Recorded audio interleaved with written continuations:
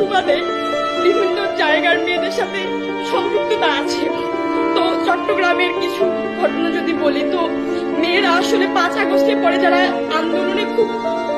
active ছিল, যারা একদম ফ্রন্ট লাইনে থেকেছে, তারা প্রতিনিয়ত